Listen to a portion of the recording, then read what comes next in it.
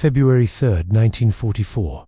03 for 7 hours. Monte Maio, Italy. The night hangs thick over the Gustav Line, a suffocating blackness broken only by the occasional flicker of distant artillery. German sentries stamp their boots against the frozen earth, breath misting in the alpine cold. Obergefrit Klaus Schneider clutches his Mauser, eyes straining into the void beyond the wire. The mountain strongpoint fortified with interlocking machine gun nests, mortar pits, and a lattice of minefields is considered impenetrable by General Field Marshal Kesselring himself. The Allies had been bleeding against these rocks for months. Tonight should be no different, but at 0351 hours, the silence shatters, not with artillery, not with the grinding treads of tanks, with something far more terrifying: nothing at all. Schneider's bunker mate, Ernst, simply vanishes mid-sentence, mid-breath into the darkness. No scream, no shot, just absence. Schneider whirls, finger tight on the trigger, and finds only empty air where his comrade stood.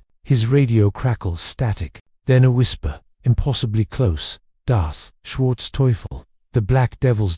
By dawn, 43 German soldiers are dead or missing from positions that show no signs of conventional assault. No shell craters, no breached wire, just bodies, throats cut, sentries garroted in their foxholes. An entire mortar crew eliminated without firing a single round. Pinned to one corpse is a calling card, a red spearhead on black, and 3 words in German: Das dicke Ende, kommt, noch. The worst is yet to come. U.S. Army Historical Division, 1st Special Service Force Operations, 1942 to 1944. This is not mythology. This is not propaganda exaggeration. This is documented terror, recorded in the personal diary of Leutnant Friedrich Wilhelm, 104th Panzergrenadier Regiment, recovered from his body near Anzio 3 weeks later. His final entries, translated and archived at the U.S. National Archives, describe an enemy that defies every principle of warfare his Wehrmacht instructors drilled into him.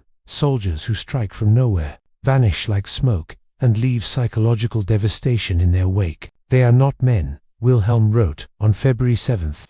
They are something the Americans have conjured from the wilderness itself. Merciless, everywhere and nowhere.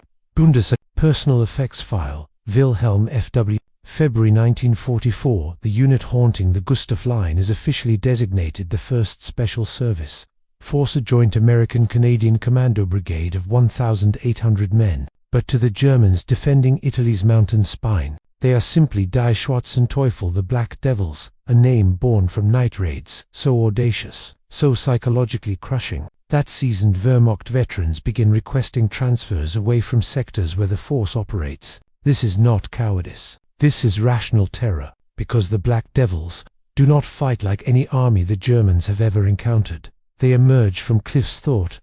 They infiltrate lines considered secure. They kill with knives, garrotes and bare hands, leaving behind those taunting spearhead cards, psychological warfare refined to a razor's edge. But their lethality is not rooted in mysticism or supernatural ferocity. It is engineered, trained, refined through a selection and preparation process that strips conventional soldiers down to their core and rebuilds them as something entirely new. Office of Strategic Services Report, Unconventional Warfare Units in the Mediterranean Theater, July 1944. The story begins, not in Italy, but in the frozen wilderness of Montana, 1942, as Hitler's Wehrmacht storms toward Stalingrad and Rommel prowls North Africa. A British lieutenant colonel named Geoffrey Pike approaches Allied planners with an audacious idea: a winter guerrilla force capable of operating behind enemy lines in Norway, sabotaging hydroelectric plants and disrupting Nazi occupation. The concept demands soldiers who can ski, climb, navigate, and fight in conditions that would annihilate conventional infantry. The mission is codenamed Project Plow. The Americans, initially skeptical, assign the task to Lieutenant Colonel Robert T. Frederick, a 35-year-old West Point graduate with a reputation for aggressive innovation. Frederick is given carte blanche, recruit from both U.S. and Canadian forces, handpick officers, design training from scratch. He establishes Fort William Henry Harrison in Helena, Montana, and begins assembling what one observer calls a legion of misfits, lumberjacks, and borderline psychopaths with a gift for mayhem. Robert D. Burke, the 1st Special Service Force, a war history. 1947. But Frederick's vision extends beyond ski troops. He understands that modern commandos require more than physical endurance. They need technical mastery, demolitions, parachuting, rock climbing, amphibious assault, marksmanship under stress, hand-to-hand combat refined beyond parade ground, bayonet drills. The training regime he architects is deliberately brutal. Forced marches of 50 miles carrying 70-pound packs, live-fire exercises where machine guns rake overhead at 18 inches, cliff climbs in the dark, knife fighting against instructors who do not pull punches. Attrition is catastrophic, nearly 30% washout in the first month alone. Those who remain are harder, faster, quieter than any infantry the U.S. Army has ever fielded. War Department Training Circular No. Special Operations Training Standards. March 1943, they are issued experimental gear, lightweight pack-down sleeping bags rated 240 below, V-42 stiletto combat knives, designed by Case Cutlery with a 7-inch blade optimized for silent killing. They cross-train until specialization becomes irrelevant. Every man can rig demolitions, call artillery, navigate by stars, kill in a dozen ways. By June 1943, when the Norway mission is scrapped due to shifting strategic priorities, Frederick's force is a weapon without a target. Then comes Italy, and the meat grinder of the Winter Line. Allied commanders, stalled before Cassino and desperate for any advantage, unleash the first Special Service Force into the mountains. Their orders: infiltrate, raid, demoralize, deny the Germans rest, turn the static siege into a nightmare of uncertainty. The force begins hunting, and the Germans begin dying in ways that shatter their doctrine. Because while the Wehrmacht trains for massed firepower and mechanized maneuver, the Black Devils have been trained for a different kind of war, entirely one where the objective is not to hold ground, but to break minds, where victory is measured, not in terrain captured, but in enemies who no longer trust the darkness. Friedrich Wilhelm's diary captures this unraveling. February 11th, patrol did not return. No radio contact. Found Meyer's body at dawn, throat opened. No struggle. February 15th, the Americans leave their cards now, mocking us. How do they penetrate our wire? February 18th, his final entry: cannot sleep. Every shadow could be them. Every sound. We are not fighting soldiers anymore. We are prey. U.S. National Archives. Captured enemy documents, RG2. Wilhelm diaried by March 1944. The psychological toll on German units facing the force is quantifiable. Desertion rates triple, frontline refusals increase, and German intelligence designates the first Special Service Force as a threat requiring dedicated, extraordinary allocation of attention for a unit of fewer than 2,000 men. Oberkommando der Wehrmacht Intelligence Summary. March 12, 1944. But how does a single brigade achieve this? What invisible advantage allows them to dismantle fortified positions, evade veteran troops, and dominate terrain that conventional divisions cannot crack? The answer lies not in courage alone, but in a convergence of selection, training, equipment, and tactical doctrine so far ahead of its time that the Germans defending Italy cannot comprehend what they are facing. And Friedrich Wilhelm's diary, translated and circulated among Allied intelligence, will reveal exactly why the Wehrmacht has begun to fear the dark. The secret is not supernatural, it is methodical. What Friedrich Wilhelm's diary exposes and what German intelligence desperately tries to decode throughout the Italian campaign is a transformation in the fundamental nature of infantry warfare. The first Special Service Force does not simply fight harder or braver than conventional troops. They fight differently, operating under tactical principles that render traditional defensive doctrine obsolete. Their advantage is built on 4 interlocking pillars: selection that filters for psychological resilience, training that creates multi-domain lethality, equipment optimized for speed and stealth, and a command philosophy that empowers initiative at the lowest levels. The result is a unit that moves through the battlefield like water through cracks invisible until the moment of impact, gone before retaliation arrives. Lieutenant Colonel Robert T. Frederick, After Action Report to 5th Army, FSSF Operational Summary. Jan-May 1944. The selection process begins with a deception. Volunteers are told only that they are joining a special service unit with hazardous due-to-know details. No guarantees, no glory. This filters for a specific psychological profile: men who chase challenge over comfort, who possess what military psychologists will later term high tolerance for ambiguity. The recruits come from lumber camps in British Columbia, Montana ranches, North Dakota farms, Brooklyn tenements, backgrounds that share one trait: self-reliance forged in environments where mistakes carry consequences. Friedrich's officers are instructed to reject anyone who boasts, anyone who seeks recognition, anyone whose ego exceeds their competence. The force does not want heroes, it wants predators. Personnel Selection Board records, Fort William Henry Harrison, August 1942. Then comes the crucible. Helena, Montana, winter 1942-43. Temperatures plunge to 30 below zero. Trainees climb the Continental Divide in blizzards, navigate by compass through whiteouts, dig snow caves, and survive 48 hours without fire. They learn to ski with 80-pound packs, descend ice cliffs on hemp ropes, cross frozen rivers where a single mistake means hypothermia and death. The physical toll is brutal, but the psychological pressure is calculated. Instructors ambush bivouacs at 0200 hours with live ammunition and thunder flashes. Sleep deprivation becomes the norm. 72 war exercises, where exhaustion blurs the line between training and hallucination. Those who break are quietly reassigned. Those who remain discover something primal. The body can endure far more than the mind believes possible. Training Directive No. 7 FSSF Headquarters, Cold Weather Combat Operations, December 1942. But endurance alone does not explain Monte Mayo. The force's lethality comes from technical mastery, drilled until it becomes instinct. Every man qualifies expert with the M1 Garand, Thompson submachine gun, Browning automatic rifle, .30 caliber machine gun, 60 mm mortar, bazooka, and captured German weapons Mauser rifles, MP40S, Panzerfausts, because behind enemy lines, ammunition comes from whoever you kill. They memorize German unit insignia,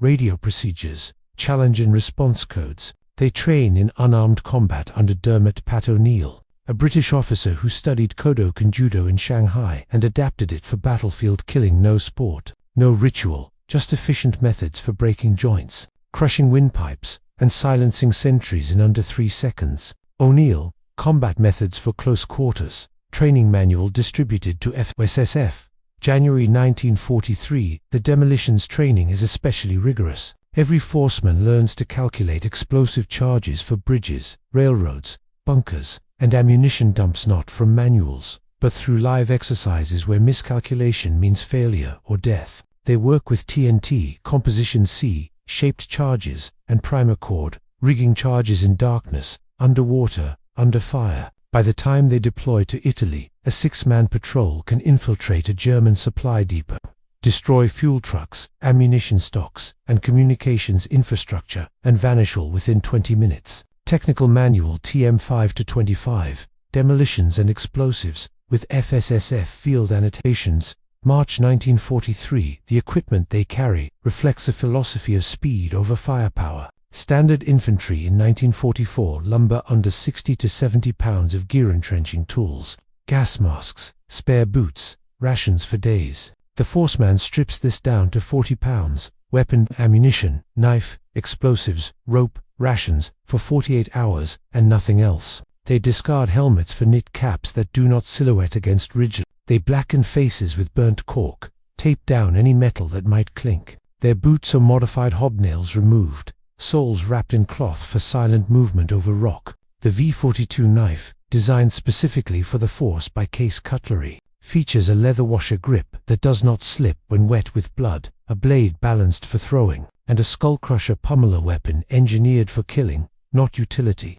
Quartermaster Corps Report, Specialized Equipment for FSSF, April 1943. But the true force multiplier is radio. While German infantry companies rely on runners and field telephones vulnerable to artillery, easy to intercept, the 1st Special Service Force deploys with SCR 536, handy talkie radios down to the squad level, and -300 Seychelles rupees backpack radios for company commanders. This allows real-time coordination impossible for their enemies. A patrol spots a German supply column. Within 90 seconds, mortar fire is adjusted onto the target. An ambush team takes fire. Support elements maneuver to flanking positions without exposing themselves on ridge. The Germans, listening to their own static-filled networks, cannot fathom how American units achieve such speed and precision. They assume superior numbers. The reality is superior communication, signal corps technical report, tactical radio employment. Mediterranean Theater, June 1944. The doctrine binding these elements together is encapsulated in Frederick's standing order: get in, kill, get out, don't fight fair, don't fight long, fight to win. There are no parade ground formations, no rigid hierarchies in combat. Patrols operate with mission-type orders, Auftragstactik in German parlance. Though executed with a flexibility the Wehrmacht's rigid command culture cannot match. A sergeant leading a six-man team has authority to call artillery, abort the mission, or exploit an unexpected opportunity. No radio check with headquarters required. This decentralization allows the force to operate inside the German decision cycle, striking before defenses coalesce, vanishing before reinforcements arrive. Friedrich, Operational Philosophy and Tactical Guidelines, Lecture to FSSF Officers, December 1942. Now witness these principles in action. April 2, 1944. Near the town of Anzio, the beachhead is a bloodbath. 50,000 Allied troops penned into a pocket 7 miles deep, hammered daily by German artillery from the Alban Hills. Conventional attacks have failed. The terrain flat, waterlogged, crisscrossed with canals favors defense. But Friedrich identifies a weakness: the Mussolini Canal, a waterway the Germans believe impassable, guarded lightly because their doctrine says no one would be insane enough to assault across it. At 0200 hours, April 2nd, 3 companies of the force, roughly 450 men, begin infiltration. No artillery preparation, no aerial bombardment, just silent movement through the canal reeds. Rubber boats launched without a splash, rifles slung across backs, knives and grenades ready. The water is neck deep, 50 yards wide, cold enough to induce hypothermia in minutes. German sentries, confident in the canal's impassability, huddle in bunkers, sipping ersatz coffee. They do not see the black-faced figures emerging from the water like apparitions. War Diary, 1st Regiment, FSSF, April 2nd to 3rd, 1944. The killing begins at 0247 hours. Sentries die with hands over mouths, knives driven upward through ribs into lungs. Quick, quiet, professional. Machine gun nests are grenaded, crews eliminated before they can traverse weapons. Within 18 minutes, the force secures a bridgehead 400 yards deep. By 0600 hours, they hold the towns of Cesano and Corano. 43 German prisoners bound and awaiting evacuation. Enemy casualties estimated at over 100. Allied casualties, 4 dead, 11 wounded. The German 362nd Infantry Division, tasked with holding the canal line, reports dramatized composite from divisional records. Enemy strength unknown. Attacked with overwhelming force from impossible direction. Cohesion lost. Request immediate reinforcement. The actual attacking force, fewer than 500 men. 5th Army Intelligence Summary No. 9 April 5, 1944. The German response reveals their confusion. Luftwaffe reconnaissance photographs show the bridgehead, but cannot identify unit markings. Captured forcemen interrogated, give name, rank, and serial number, nothing else. Prisoner interrogation reports note dramatized composite. Subjects display unusual cohesion and morale. Refuse to divulge unit designation. Exhibit contempt for standard military courtesies. Recommend classification as elite, special operations, element. German intelligence estimates the 1st Special Service Force at between 5 and 10,000 men, a 5-fold overestimation. That speaks to the force's psychological impact. Oberkommando der Wehrmacht Prisoner Interrogation Summary. April 1944. Over the following weeks, the force expands the Anzio bridgehead through relentless night raids. They ambush supply columns, cut communication lines, snipe officers during daylight from positions so well camouflaged that German countersnipers cannot locate them. They leave their calling cards pinned to German dead. Psychological operations refined to an art form. Morale in opposing units disintegrates. A captured German major, asked why his battalion abandoned positions without fighting, replies, dramatized composite: you cannot fight ghosts. You cannot hold ground when your sentries disappear, and your men fear the darkness more than your firing squads. U.S. Army Intelligence Report, G2, the 6th Corps, Enemy Morale Assessment. May 1944. The engineers and technicians behind this nightmare deserve recognition. The men at Motorola who miniaturized vacuum tubes so radios could survive drops and moisture. The metallurgists at Case Cutlery who tempered steel for the V-42 until it held an edge through repeated use. The logistics officers who ensured ammunition, rations, and medical supplies reached forward positions despite German interdiction. The medics who treated wounded under fire. The radio man who maintained nets in alpine storms. The supply sergeants who scrounged parachutes for improvised camouflage. Modern war is a system, and the 1st Special Service Forces lethality depends on every link holding. Quartermaster General Report. Logistical support for Special Operations Units. August 1944. By June 1944, when the forces pulled from Anzio for the invasion of southern France, they have held sectors designed for brigade strength, forces with fewer than 1,400 combat-effective troops. They have inflicted casualty ratios exceeding 10-to-1 in sustained operations, and they have done something no metric captures. They have made the Wehrmacht afraid, but fear is a weapon that cuts both ways, and the cost of wielding it is written in the force's own blood and exhaustion. The question becomes, can psychological dominance translate into strategic victory, or is terror merely a tactical tool in a war that grinds men to dust, regardless of their skill? The strategic dividend of terror is measured not in ground taken, but in enemy resources consumed by paranoia.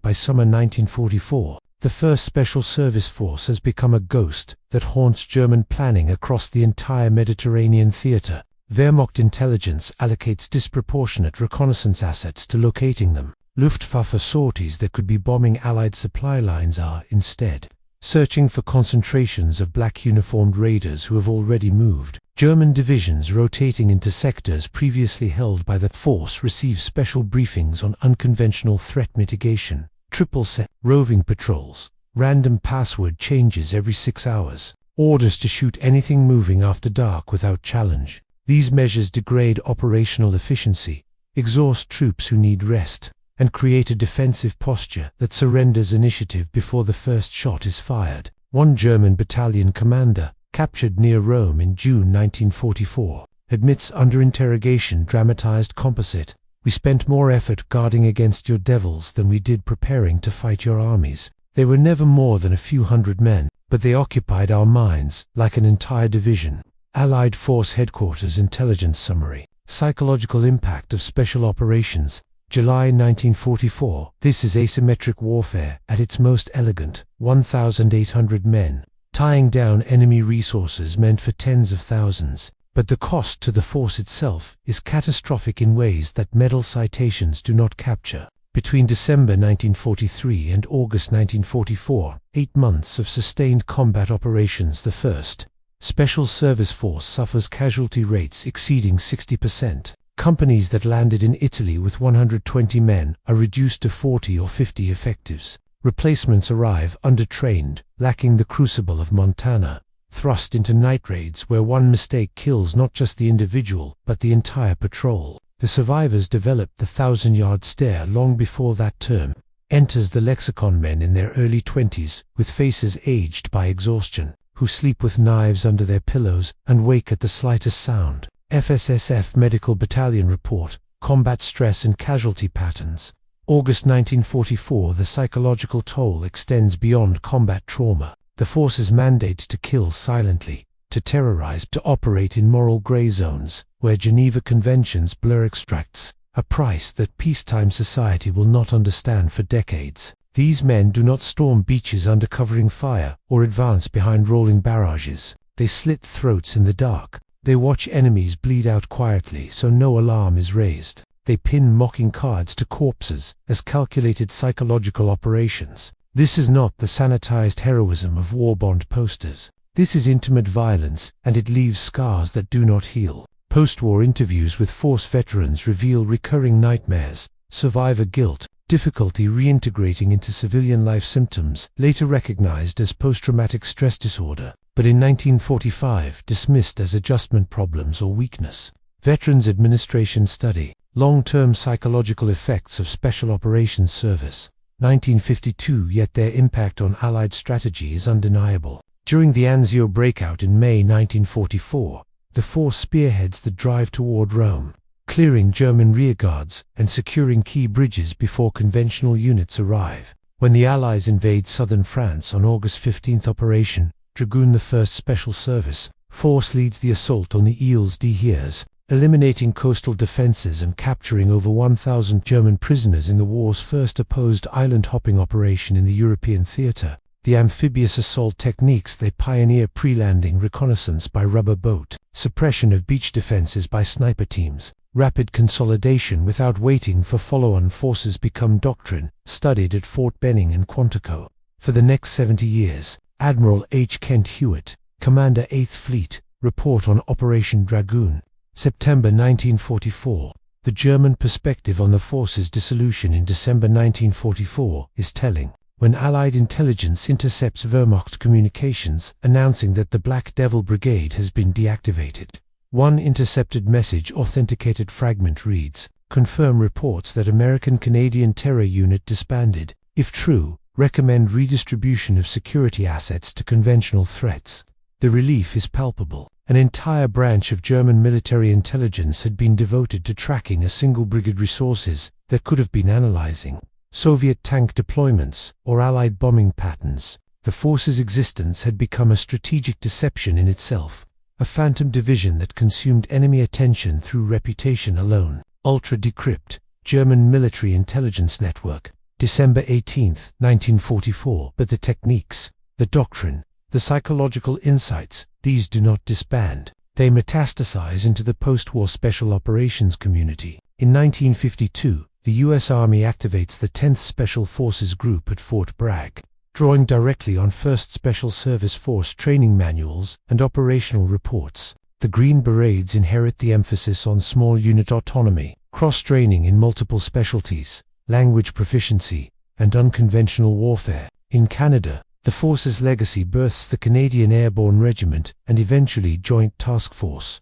two units that trace their lineage to those frozen Montana mountains. The British SAS, observing force operations in Italy, incorporates their calling card psychological warfare into their own repertoire. By Vietnam, the principles Frederick Cadetford: speed, surprise, violence of action, psychological dominance are canon in every Western military's special operations manual. Colonel Aaron Bank, From OSS to Green Berets, The Birth of Special Forces, 1986. The technological threads are equally persistent. The squad-level radio integration pioneered by the force becomes foundational to modern network-centric warfare. Today's squad leader carries communications capabilities that would astound a 1944 Forceman's satellite up. Drone feeds real-time GP is, but the principle remains identical. Push decision-making to the edge, enable small units to call devastating fires, collapse the time between detection and destruction. The V-42 knife's design influences combat blade development through the Cold War. The Kobar fighting knife issued to U.S. Marines borrows its grip profile and balance point. The lightweight, load-bearing philosophy strip gear to essentials, prioritize mobility over sustainment, reappears in every military's special operations equipment trials. From Vietnam's MACV, SOG, to Iraq's Delta Force, U.S. Army Infantry School, evolution of small unit tactics. 1940 to 1990. 1991. The psychological operations legacy is perhaps most profound. The force's calling cards, their deliberate cultivation of a terrifying reputation, their understanding that breaking an enemy's will is cheaper than breaking their body. These insights are now enshrined in doctrinal publications on information warfare, perception management, and strategic communication. Modern special operations forces study the 1st Special Service Force, not for their tactics alone, but for their comprehension of warfare as a cognitive contest. The goal is not to kill every enemy, but to make enemies believe resistance is futile. Lesson relearned in Fallujah, Marja, and Raqqa, where small teams of operators, backed by precision fires and psychological pressure, compel surrenders from numerically superior forces. Joint Publication 3213. Information Operations, U.S. Department of Defense, 2012. The human cost, however, remains the inconvenient truth. Of the roughly 2,400 men who served in the 1st Special Service Force during its existence, 2,314 became casualties, killed, wounded, or missing. That is a 96% casualty rate, a statistical nightmare that underscores the unsustainable nature of sustained elite operations. These were not interchangeable parts in a military machine. They were carefully selected, expensively trained individuals, and modern militaries still grappled with the paradox. Special operations units are force multipliers precisely because of their selection and training. But that same investment makes them irreplaceable. And attrition in high-intensity conflict remains catastrophic.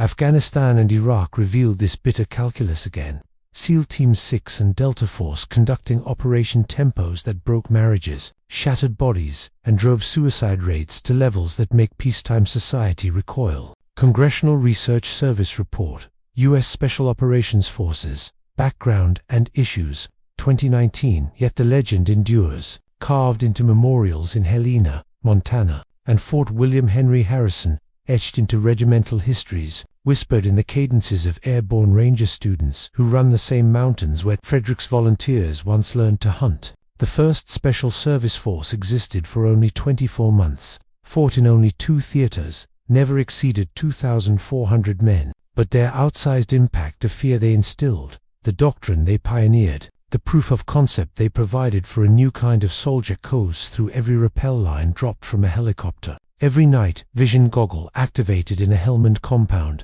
every radio call that brings precision death from the sky. Friedrich Wilhelm's diary, recovered from his body and filed in a Washington archive, closes with an entry dated February 20, 1944, 2 days before he was killed. They have taught us that darkness is no longer ours, that the night, which once protected us, now hunts us. If this is the future of war, God help us all. U.S. National Archives, RG 242, Wilhelm Diary, final entry. He was right. The future arrived on frozen Montana Mount Anzio.